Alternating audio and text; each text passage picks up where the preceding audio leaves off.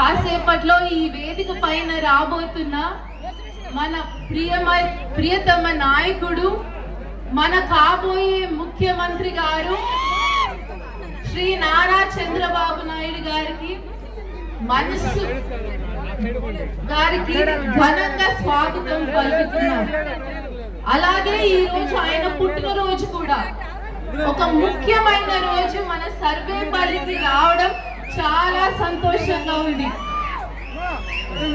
ఈ రోజు ఉప్పెనలా తరలి వచ్చిన మన టీడీపీ మండల నాయకులకు, మన గ్రామ నాయకులకు, కార్యకర్తలకు, అదే విధంగా మీడియా మిత్రులకు, పోలీస్ సిబ్బందికి మరియు పేరు పేరున మన సర్వేపల్లి ప్రజలందరికీ నా ధన్యవాదాలు, నా నమస్కారాలు.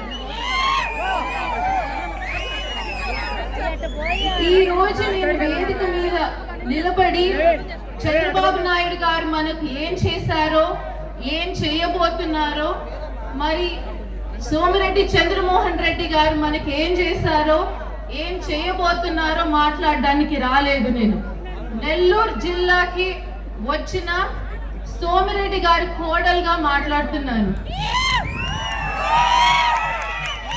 గత దశాబ్దం పాటు నేను మీ అందరితో తిరిగాను.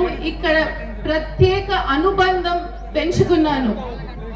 నాకు మీతో తిరిగాను, మీతో కలిశాను, మీతో ప్రచారం చేశాను.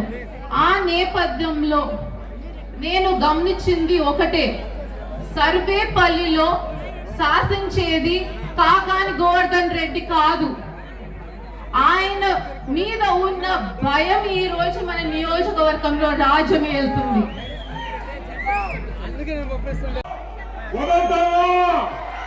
చెప్పండి, వదిలేమంటారా, జైలు పంపించమంటారా అని కూడా నేను మనవి చేస్తున్నా. పంపిస్తాం కాకండి.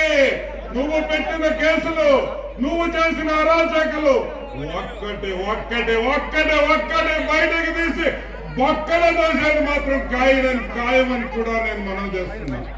ఇంకొక విషయం, మొన్న నగరిలో చూసాం ఎంత అన్యాయమయ్యా. రోజమ్మ ఏదో అప్పుడప్పుడు పుచ్చుకునే దానికి కొంచెం సరుకు పెట్టుకుంటే, కర్ణాటక నుంచి మందు తెచ్చి సరుకు పెట్టుకుంటే ఆ సరుకు కూడా మీరు దోచుకుంటారా అని నేను మనవి చేస్తా ఉన్నా. బాబు గారు బయలుదేరారు, వస్తున్నారు మీ దగ్గరికి, ఎదురు చూస్తున్నారా?